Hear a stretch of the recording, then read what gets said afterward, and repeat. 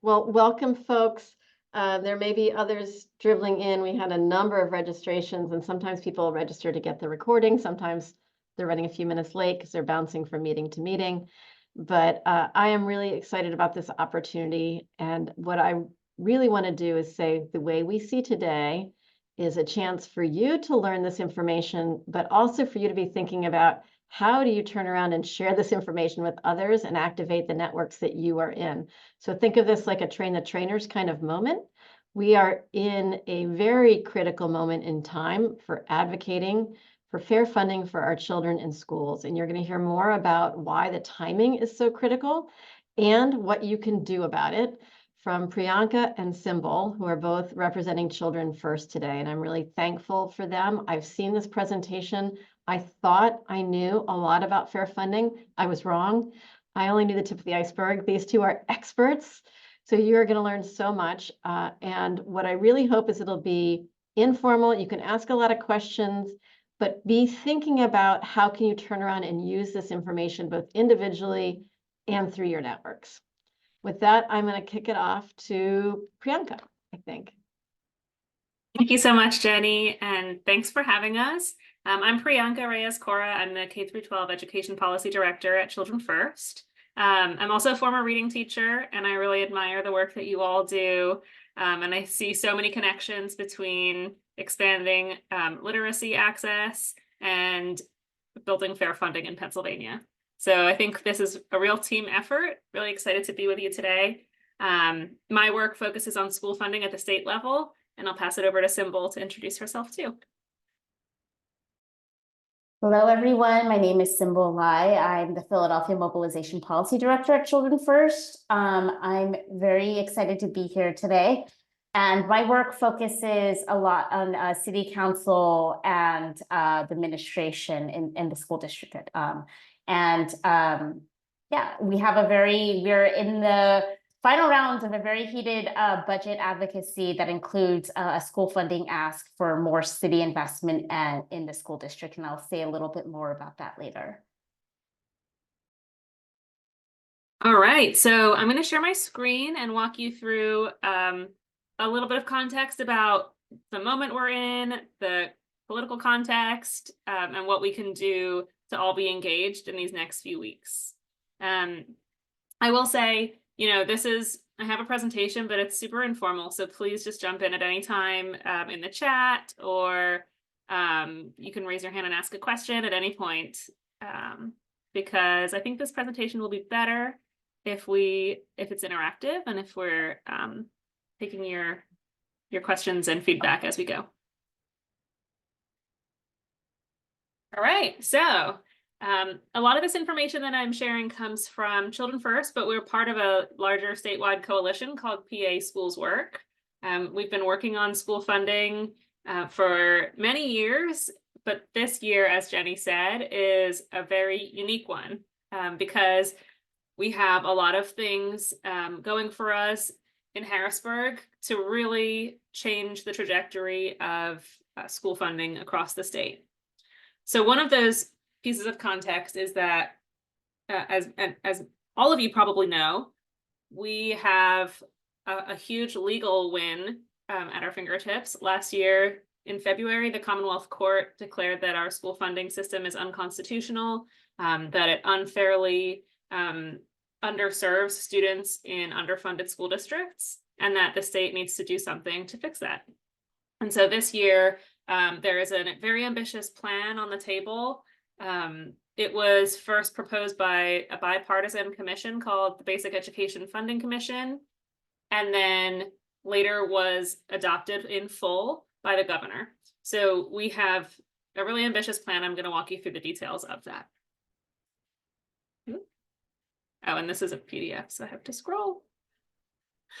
So first of all, we're here in Philadelphia, but this is a statewide problem. 1 million students across Pennsylvania attend underfunded public schools. So that's a crisis. That means that these students are not receiving the materials that they need to do their best in school. That's 65% of students across the state being deprived of a quality education. And so many of us know this firsthand from working in schools, but it really embodies itself in students not having access to enough teachers. They're in large overcrowded classrooms. There are issues with outdated curriculum that, for example, doesn't always follow evidence-based practices that we know work for instructing all students. It looks like facilities issues. It looks like students being denied opportunities for things like enrichment and extracurriculars. And so there are so many ways that underfunding shows its face in our schools. And the impact is even higher for our Black and Hispanic students who suffer from one of the largest achievement gaps in the nation. So we know that in Pennsylvania, our schools are funded disproportionately through local revenue. And because we have such huge disparities between wealthy and low wealth school districts, that's not just unfair, but it's leading to these crazy disparities in academic achievement in our schools. So I alluded to the court case earlier. In February of 2023, the court said that all witnesses agree that every child can learn. It is now the obligation of the legislature, executive branch, and educators to make the constitutional promise a reality in this Commonwealth. So this is the kind of big lever that we have. We have the judicial branch saying this has to happen. And we have the executive branch, which is the governor, agreeing that there's a plan. And now really it's the legislative branch that needs to come together and pass the ambitious plan that's on the table.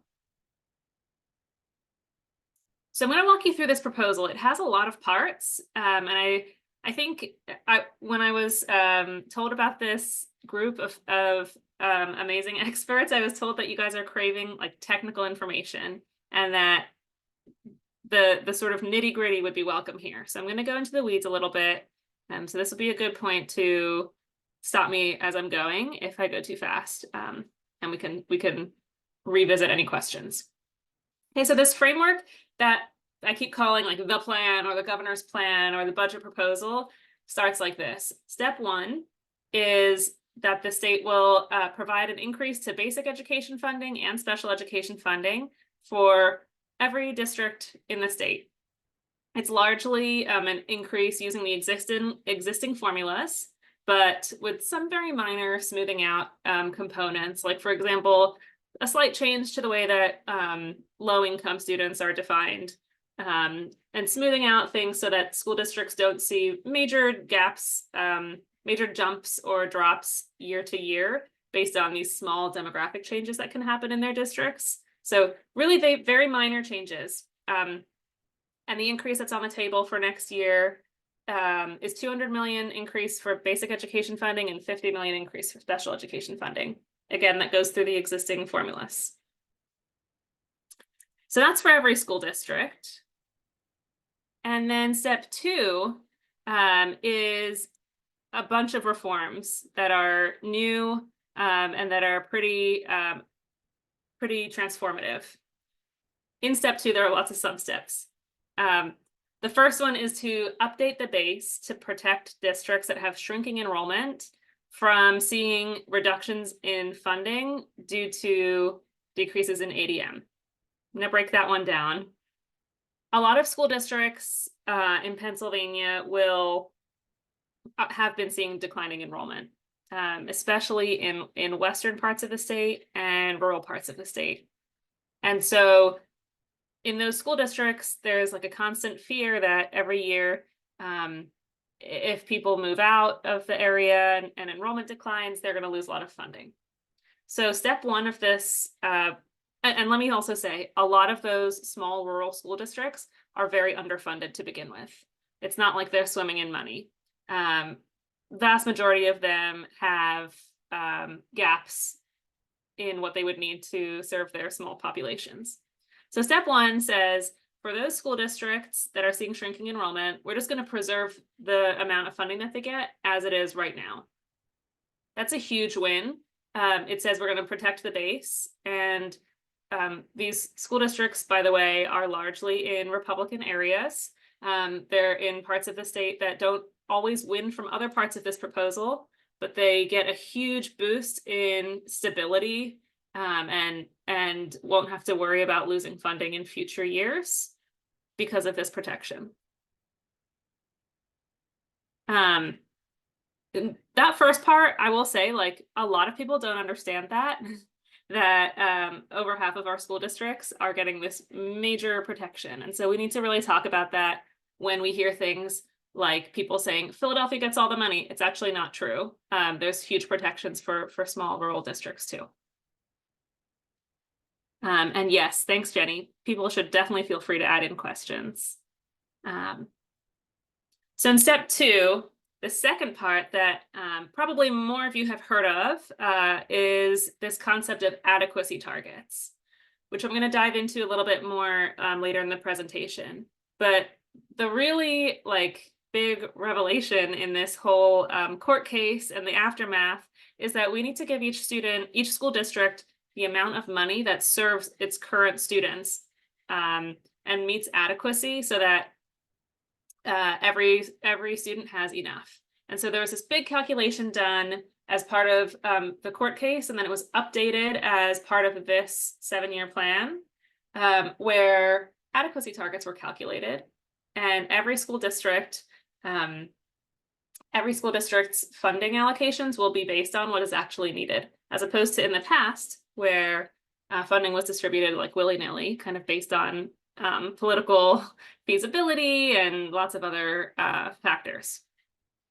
So adequacy targets are a way to kind of tie additional funding to how much that district's students actually need. The third reform is increasing tax equity. So this is a proposal that calculates which school districts in Pennsylvania are paying a lot more of local funding relative to their local capacity. And it recognizes that many school districts would be way more underfunded if they weren't really burdening their taxpayers to a high level. So an example that comes to mind is Pottstown in Montgomery County has really, really high property taxes. They're underfunded, but they would be way more underfunded if they didn't raise extremely high taxes locally. And so there are lots of school districts like that in Pennsylvania that are being recognized, that are receiving an additional supplement from the state to recognize that excess tax burden and provide a sense of equity. And by the way, the tax equity piece applies to 169 school districts. The adequacy targets apply to 387 school districts. And then that brings me to the last bullet point under step 2, which is establishing a standard cyber school tuition rate. So this is kind of the last piece of the puzzle here. It is a reform to the way that cyber students are, their education is paid for. Right now, if you attend a cyber school, they will get the amount of funding that you would have received if you attended your home school district. And as we know, that varies wildly from district to district. So students who are logging on to the same website, receiving the same cyber education, are being paid for at very different rates. And this creates some very strange incentives for cyber charter schools to target high wealth school districts, for example. And it just doesn't make sense. It leads to a lot of wastage. So this part of the proposal is to standardize cyber tuition rate at $8,000 per student for general education students, and then it's slightly higher for special education students. I'm going to pause here. Any questions on this part so far? Okay, it'll get a lot more clear too as we go. So this is kind of a summary in different words, but the Shapiro proposal, oh, I see a question in the chat. So it's the special education increase was $50 million in this year's proposal. Sure, thanks, Caitlin. All right, so the Shapiro proposal does these 4 things. It's an increase to basic education funding, and special education funding. It's new funds for the low wealth school districts, which we call the adequacy supplement. It's new funds for the highly taxed districts, taxing themselves at a high level locally through the tax equity supplement. And then it's reforming cyber tuition to generate savings. Out of this, step 1 and step 4 apply to every single school district. Step 2 and step 3 apply to those who fall into specific categories.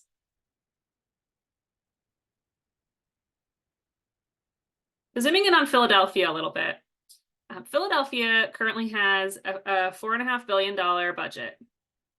We are going to benefit in so many ways from this proposal. So next year, if the full cyber tuition gets enacted, we'd see about $38 million in savings. We would receive an additional $43 million in basic education and special education funding just next year.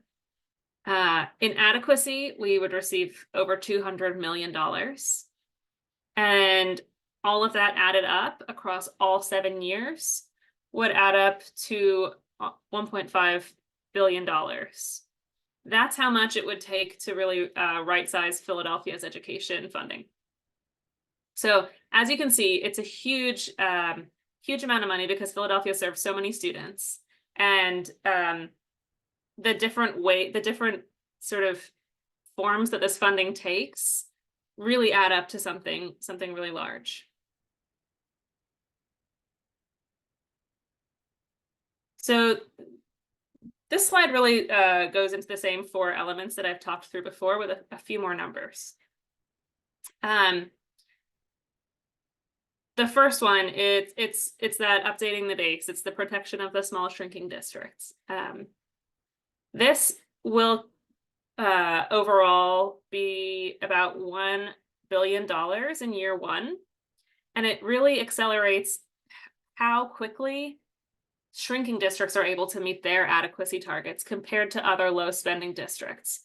So the reason why we're talking so much about this step 1 is because it's really getting glossed over by a lot of what you see in the media. They're not talking about this because it's so complicated and hard to understand. But this doesn't apply to Philadelphia, right? Philadelphia is not one of those shrinking districts, but it's something that we all need to be aware of, that the plan, even though it is giving, $1.5 billion to Philadelphia across 7 years, it's also giving $1 billion to these smaller shrinking rural districts in just year 1.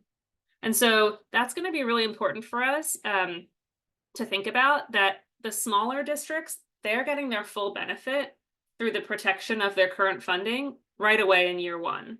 Whereas the underfunded districts that are growing or that are stable are going to have to wait 7 years to see their full benefits. And so it's really critical that when we're advocating for this school funding plan, we keep the full 7 years in mind, because districts like Philadelphia and Allentown and Reading and York that are growing, that are the most underfunded, need the full 7 years to get the full benefit. And then just a bit more on the other 3 pieces. So the adequacy supplement, it in year 1 would be $734 million across the state, which totals up to $5.1 billion over 7 years. So that's why you might hear people talking about the $5.1 billion adequacy plan. And again, adequacy applies to 387 school districts. The tax equity supplement applies to 169 school districts. That costs $135 million in year 1, which adds up to about $1 billion in tax equity over the 7 years. And the cyber charter reforms are more of a one-time thing. They would save $261 million if enacted in full this year. So I saw Jenny's question in the chat. What does it mean to keep the full 7 years in mind? Yes. So I'm really hoping that all of us are going to do some form of advocacy, whether it's talking directly to lawmakers, writing letters, doing phone calls. And when you do so, yes, it's advocating for the full enactment of the 7-year funding plan. That's what I mean when I say keep the full 7 years in mind. Just want to say too, like with a really ambitious plan like this, politically speaking, like there will be attempts by lawmakers to push back and reduce the full funding. And one way that we might see that is lawmakers saying, well, we got year one, and then next year we just can't fully afford it, or, you know, attempts to draw it back every year. And so we need to upfront this year talk about how this plan for constitutional funding is a 7-year plan. And the more people are saying that, the more effective our advocacy is. Can I just ask you another follow-up or advice as someone who's try to advocate now? You know, so many of our elected officials won't be there or potentially wouldn't be there in 7 years. So what are we really asking? And are they making decisions that others will be held to, or are they making promises that no one will be held to because there's turnover? Like, how does that work? That's a good question. I mean, the held to, it depends on who's doing the holding, right? So I know I'll be here, and I think many of us will be here for 7 years and beyond. And we need to be aware that the full enactment of this plan is 7 years. Like, we got to, regardless of if the lawmakers change faces, we need to stay on message. It starts with a big bang this year, but we also need to sustain our energy and continue advocating for this across the next 6 years. So there's some more questions in the chat that I'm going to get to a little bit later, and some good commentary too. So this is a little bit repetitive. I've been over the interrelationship of these 7-year timeline, but I'll just go through it one more time in case this wording is helpful to people. So the 7-year timeline is really essential to guarantee that taxpayers are treated fairly, that every district's adequacy target is fully met. The first piece around updating the base is a permanent change. It would happen in year one, and it would benefit 315 shrinking school districts, which are sometimes called hold harmless districts. And it makes sure that those districts are protected, that they make quicker progress to their adequacy target compared to other low wealth districts. And then the adequacy investment into so to be clear, the shrinking districts, most of them also have an adequacy shortfall. And so investing in them through the resetting of their base and the adequacy supplement needs to be met with statutory language saying that this is a 7-year commitment. Without language assuring and codifying that 7-year commitment, at the very same school districts that the court found to be underfunded would be given only 1 year of funds. Sorry, just going to close my email so we don't hear those dings. Okay, so those things are really related. I think that point has been made clear. But what's really exciting is that just last week, the House released, Representative Sturla in the House released a co-sponsorship memo. So that will soon turn into a bill. And that co-sponsorship memo has very clear language about the 7-year timeline. And almost half of the House Democrats have signed on as co-sponsors to that memo. We want all or almost all House members to sign on. So that's something that we'll get into in a little bit more detail as a potential action to support. I think we all know this. I know I'm talking to experts on student achievement here, but the new school funding can support proven evidence-based reforms that boost student performance. And there's ways to tie this new school funding to those evidence-based practices. In 2008, the school code included language that really required districts to spend their new funds on proven interventions. This year, along with this new proposed funding, they're still working on what it would look like to tie the funds to specific instructional practices. But there is promise there. There's a list of 28 proven interventions that was part of the basic education funding proposal. And those 28 proven interventions are very like bread and butter to anyone who kind of understands how good instruction works. Several of them are tied to structured literacy. There's practices around spending the funds on professional development, on reducing class size, on full day kindergarten. There's nothing controversial in there, but what it does is it provides it provides clarity, so that some of this money can't just be used for like a new football field or something that's not related to student learning. Then there's also a Democratic bill that I mentioned that would include, I'm sorry, this is a different one. There's a Democratic bill out there that will require that new funds specifically target structured literacy as well. So there are lots of vehicles that we fully support around making sure that some of this funding goes right to literacy. And there's a lot of bipartisan support for that, tying those two things together. So that House draft bill includes language such as the below. It's structured literacy, including the associated professional development, diagnostic testing, and curriculum development and integration. And there's ways for us to maybe get a little bit more detailed on this through a second presentation, but for now, I just wanted to let you all know that there is state language out there in draft form, and there's a really big potential for us to make movement here.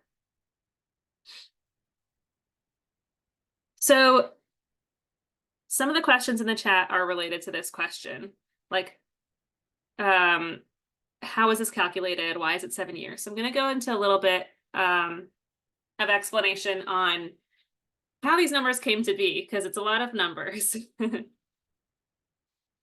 So the way that adequacy is calculated is by first determining what successful schools in Pennsylvania are. I think there's a slide missing here, apologies.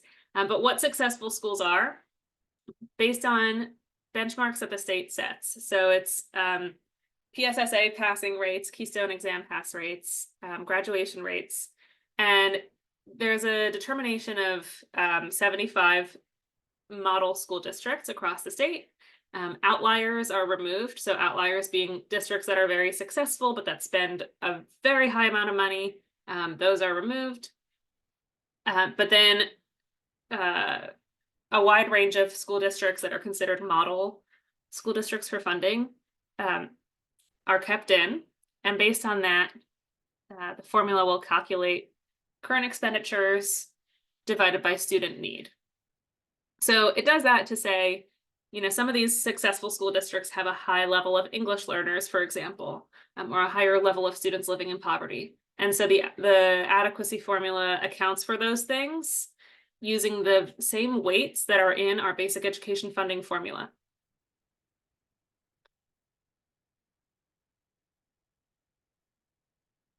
And then, as I said, we eliminate outliers that are very high spending, like Lower Merion and New Hope, Solbury, and Radnor and Fox Chapel, those who are spending way more because they have access to very high local wealth. We leave in the low spending outliers because that won't be a problem, politically. It'll keep our number feasible. And then we find the median spending per weighted student, which this formula finds to be $13,704 per weighted student. That's what this legislation says is adequate to spend per student, per weighted student. And when I say weighted student, just to be clear, it means $13,704 for a student that isn't marked as having additional needs that are costlier to expect, just to instruct. So a student would receive more state funding if they're an English learner, or if they are low income, or if they live in a rural or sparsely populated district. What were we spending in Philly last year on basic education? I need to look that up, but I do know that the adequacy shortfall in Philly is over $7,000 per student.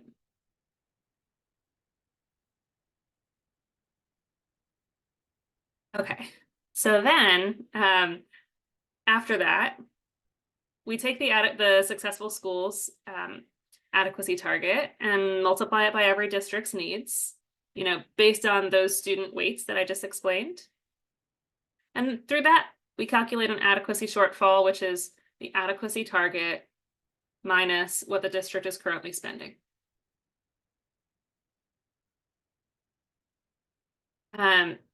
This is a small blurry picture, but what this shows is what I just explained about the different student weights we have in our formula. So there's one for acute poverty, there's one for poverty, there's one for concentrated poverty, English learner, charter school. So for districts that lose a lot of students to charters, there's a way that the district receives a little bit of a funding boost.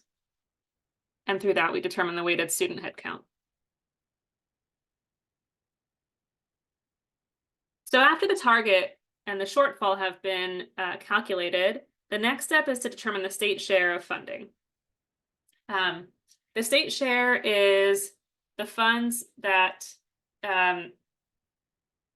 districts would, the state share funds districts by assuming that each district would make an effort of at least the 33rd percentile. What that means is it takes all the different tax rates that school districts impose on their taxpayers across all 500 school districts, it ranks them in order, and it says, okay, you have to tax yourself at least the 33rd percentile of all of these tax rates.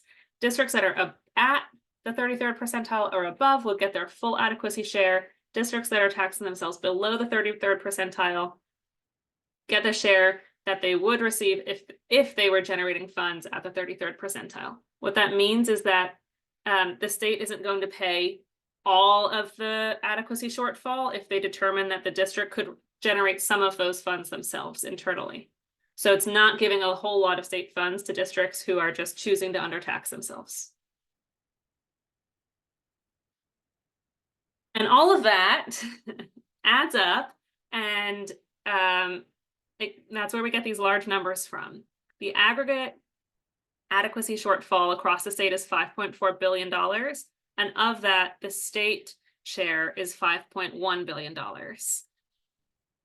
That number is so large that the commission decided it would make sense to split it across 7 years. Because first of all, because we don't have that amount of money lying around. And second of all, because districts need time to make the hiring decisions that they would make with additional funding, et cetera. And so that's why the commission chose 7 years. 7 years is a lot of time, I will say, based on how other states have done their funding increases after big court cases. I've seen 4 years, 5 years, 7 years is definitely a longer time period.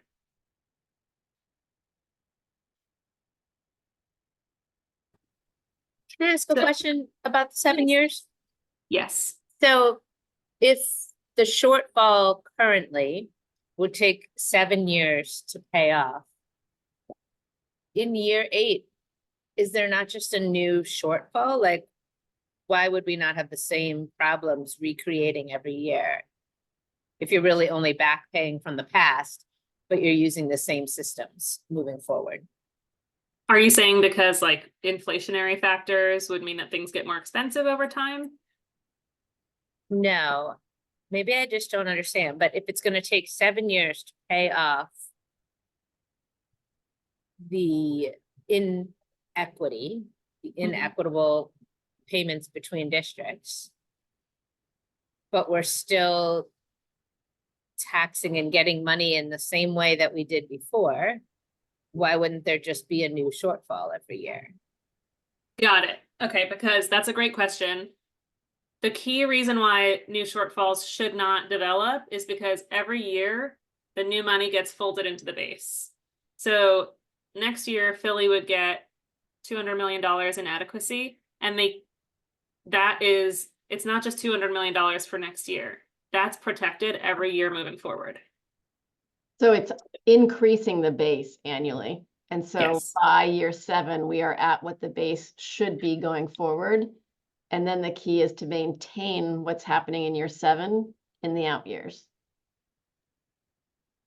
Exactly. Yes, and that's helpful in the chat. Rachel says it's not really paying off, it's building every year. Yeah, it's slowly building up so that adequacy shortfall is getting shorter and smaller every year until it's gone by year 7.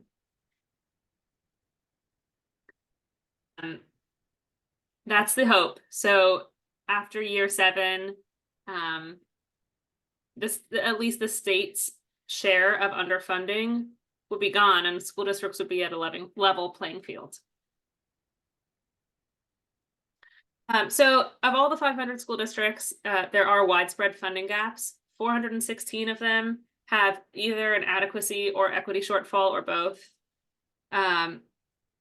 Of the ones that have a shortfall, 111 of them are $4,000 or more short per student. And the median shortfall is $2,680 per student. So you can really see that these are huge numbers that filling in that number over 7 years will make a very big difference to students. And then finally, just to go into a little more detail about the cyber tuition proposal, this originated from a bill from Representative Joe Cerisi and then was adopted by Governor Shapiro. This is a proposal to cap the regular education, general education tuition at $8,000 flat, no matter what school district this child comes from. And then for special education, it would be $8,000 plus an additional payment through a separate special education funding formula. Ooh. Okay, so I'm going to leave it at that. Are there any other questions about how this works or how it applies to Philadelphia?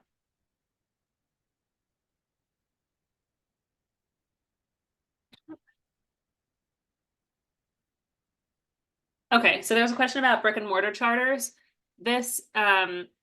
The brick and mortar charters will benefit greatly from all of the funding changes that I mentioned.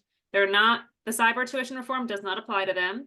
They would continue to, nothing about the way they get funded would change through this. So because charter schools get funded as a pass-through, like the state gives the money to the district, then the district distributes it to charter schools.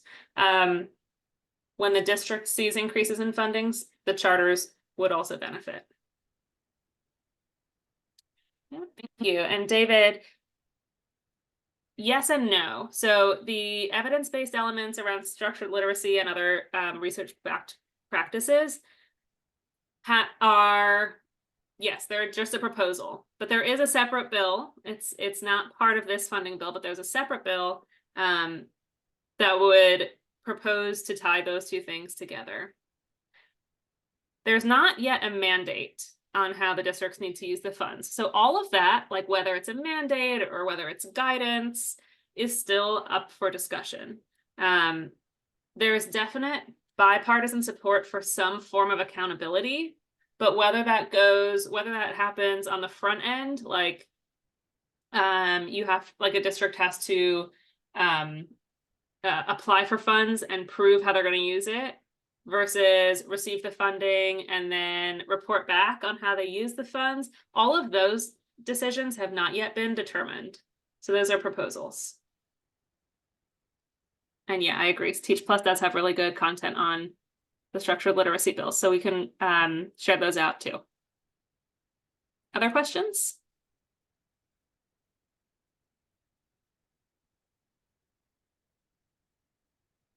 Okay. All right, then that's a snapshot of what's happening at the state level. We have so many ways that we'd love for you all to get involved with advocating for this, because it's a huge opportunity and we need as many voices fighting for this funding together. So Symbol, I'll turn it over to you first and then I'll jump in. And as you guys are taking this part, would you be clear about any kind of deadlines or kind of why the urgency so people Don't just sit on this. Absolutely. So Priyanka, I assume you're probably going to plop in a lot of the calls to action in the chat while I'm going through this. We'll send these out also after the session today to everyone here and who attended last night, just FYI. Perfect. Yes. So what Priyanka was talking about was some, just historic opportunity that's happening at the state level to really, after a huge lawsuit win and everything, to really, implement the decision. And this is where the rubber meets the road. At the city level, what we want, is we've been fighting since March for this year's city budget to include an increase in city investment in the school district. So I don't know if y'all folk, remember last December, but the school district came out and said, we're short 400 million this year.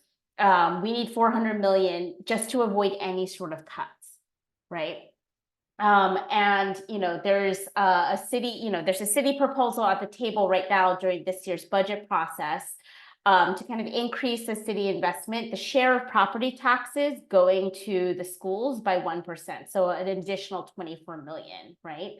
I think, this is great because the school district needs, any more investment in the school district in city of Philadelphia is great, right? However, what we've been doing is we've been, really encouraging city council at this point to think bigger than that. Because, we're hoping that this stuff passes in Harrisburg, but even if it passes, we need more investment in the schools, right? The difference between, what we've been asking for this year in city council is an increase of the share of property taxes going to the schools by 60%. So that we're more likely to hit the 400 million that avoids cuts, and say that, things come, the windfall comes from the state. We win everything at the state level, right? The additional money coming from the schools, coming from the city, is really, the difference between a status quo budget, a status quo school district budget, and more towards, a school district that we want to see. So let me back up a little bit and give you some perspective around what, a status quo school district looks like, right? When we peel back the layers, when the assumptions that the school district is using to build its budget every year to, to lobby city council, lobby the administration, lobby Harrisburg, like some of the underlying assumptions are, a teacher-student ratio of 1 to 30. 1 to 33 if you're K through, for the middle years, right?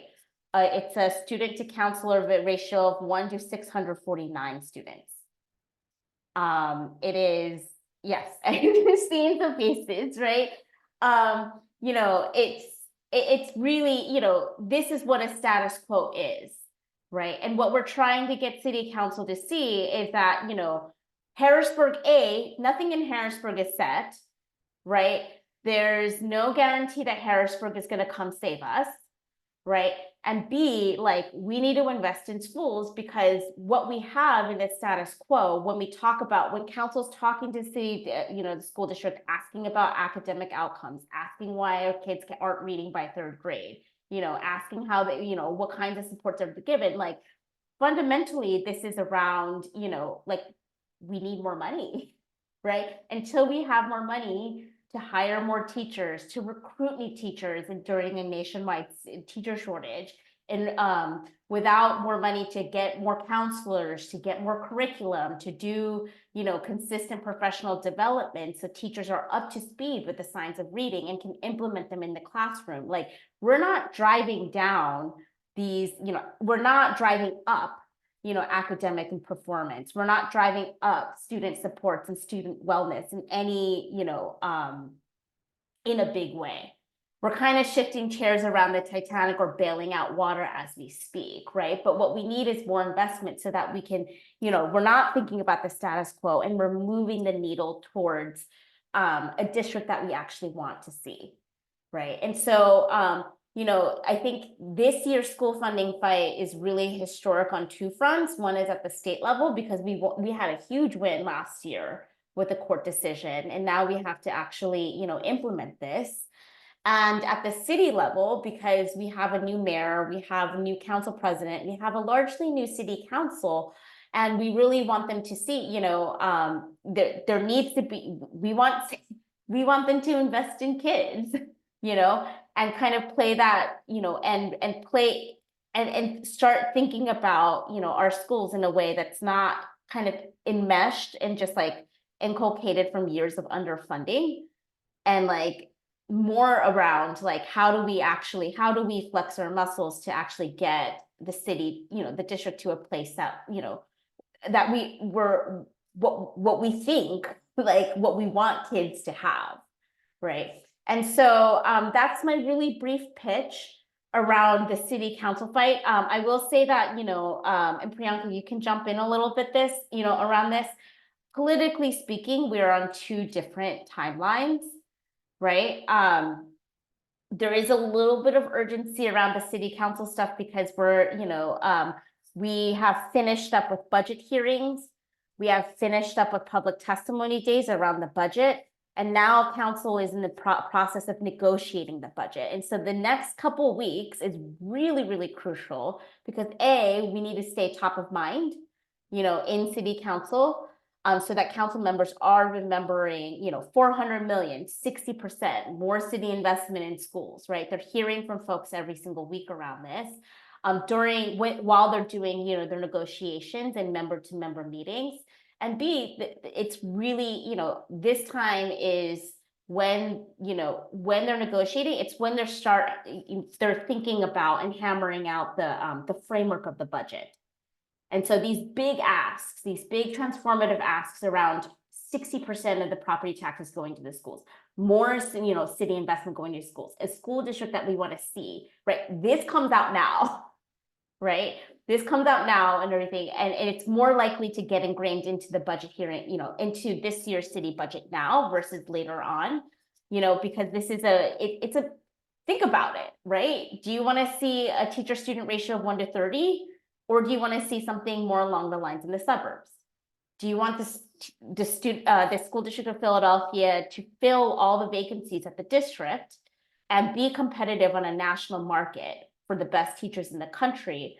Or do you want us to kind of, you know, put Band-Aids on and kind of really, really hustle, right, in order to get these top recruits, right? So that, you know, the time right now for, you know, I expect the word on the street is, right, the city, you know, the city's going to pass a budget by June 14th, right? And so we're kind of at the end of the budget negotiation process. And I guess, Priyanka, I'm going to kick it over to you. I think y'all are kind of, you can talk about where you guys are. Yeah, we are right in the middle of it. So at the state level, our budget negotiations they've started. May and June is what we think of as budget season. So for those who might be more available in June, I don't know, after the school year wraps up, that's good news for you to be able to join us. So we've got 3 upcoming caravan days where we will be taking people from Philadelphia and the surrounding areas to Harrisburg. We set up legislative meetings, and it's so crucial that people hear from people like you, because a lot of the questions that we're getting are, why do school districts need this much money? And we need people to be able to say, because that's how much it takes to teach every child how to read. That's how much it takes to be able to purchase the right curriculum, PD, teacher supports and retention, etc. All the things that we all know work. And so I'm going to put a link in the chat where you can sign up for our Harrisburg days. But I also wonder, and those days, are May 22nd, June 5th, and June 12th. I wonder if anybody would right now be interested in joining us, and if so, you can share that with me. Andrea, you're interested? Awesome. Cool. What day do you think would work for you? Look at your calendar. Okay. That's cool. That's great. I'd love to follow up with you. These meetings can be really powerful because people who are making these decisions, they need to hear this information. We need to make sure that they're not missing the boat. So there's that. We can also, for those, for folks who want to work at this, at state advocacy, but do it more locally, we can help set up meetings in lawmakers' district offices here in Philadelphia.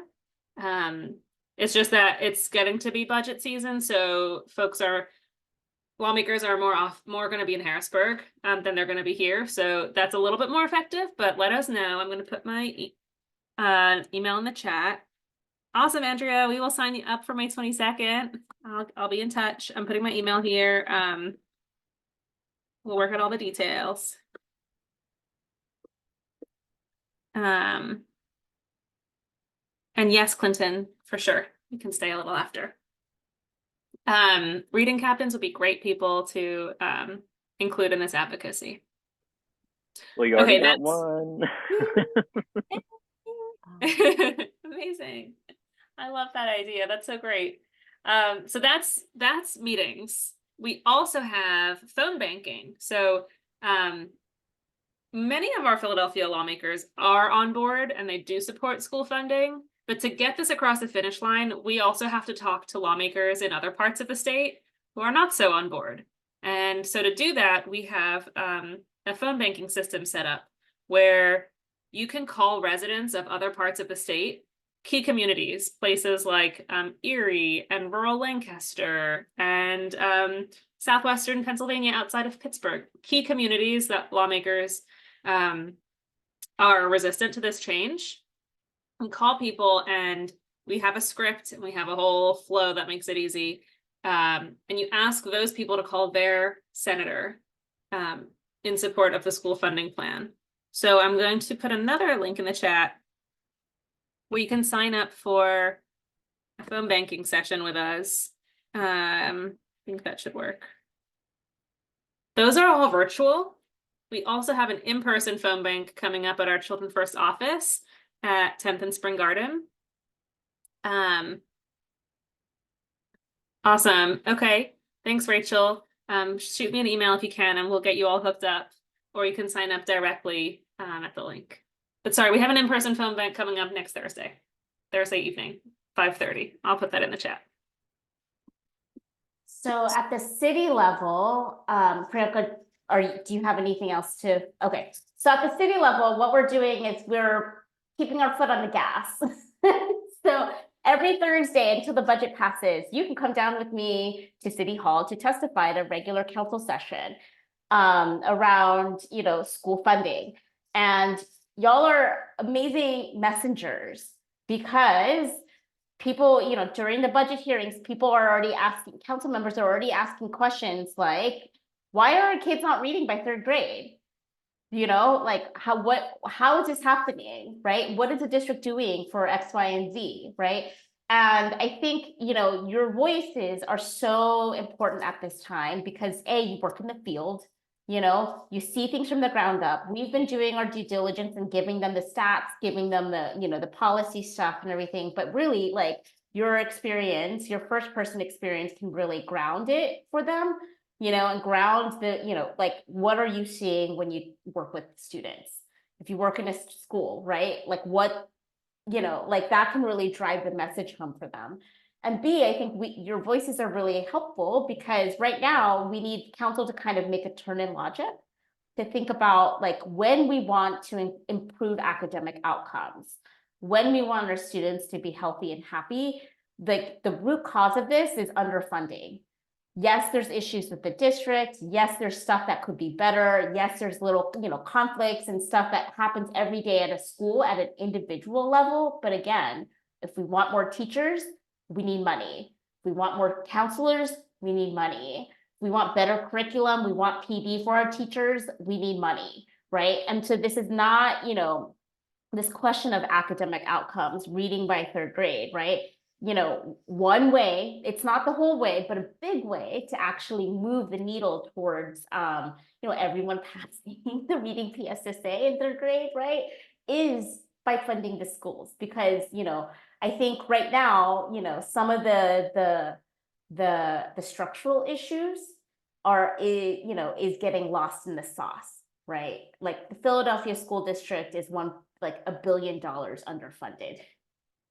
right? And so that is kind of getting lost in the sauce because council members are hearing every day, and they're doing their due diligence, they're doing their jobs, right? Like they're hearing how this problem of $1 billion being underfunded manifests at an individual level. And we, your voice at city council in the next 4 weeks, right? And I'll plop the dates in and everything and my contact info is very, very crucial to kind of hammer in, like bring them out, let them see point out the forest for, the forest that they're standing in, and really, really encouraging them to say, hey, this is the time now. We're turning a page in Philadelphia. This is a time for you to make big moves. This is a time for you to signal to this, to all the people in Philadelphia that like we want transformation on a mass scale. It's not, Harrisburg, great, but we're going to start it here while we can, right? And so every Thursday, you can come down with me to testify at City Hall at a regular council session. It's a fun experience. You get to see council members, they interact with you, you address them directly. Your voice is so important at this time. So that's one way, is come with me to City Hall. Next thing is we have an organizational sign-on letter around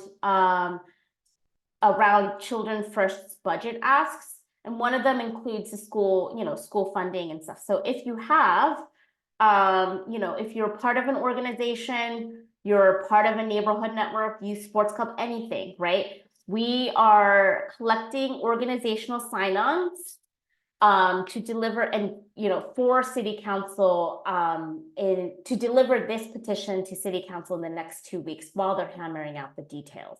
And so that's something, the deadline for signing up is this Friday. And so, just think about signing on. This is actually a very, very good time. We really need all the help we can get, right, to get this across the finish line.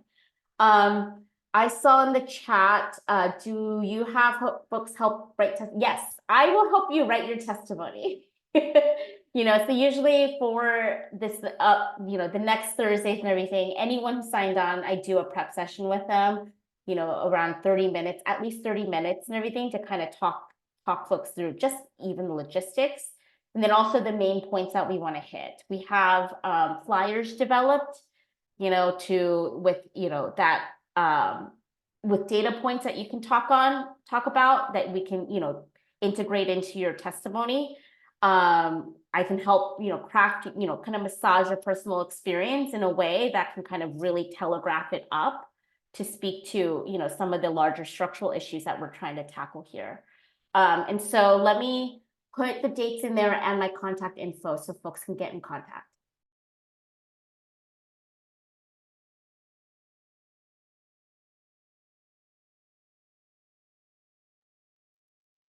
Thanks, everyone. This has been really nice, and we really appreciate all your questions and engagement. I'll stay on for a few more minutes in case anyone wants to chat.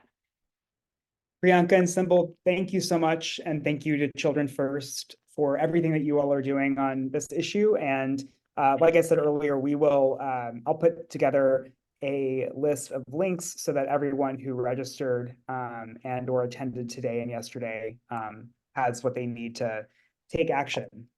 So thank you very much. Thanks for having us.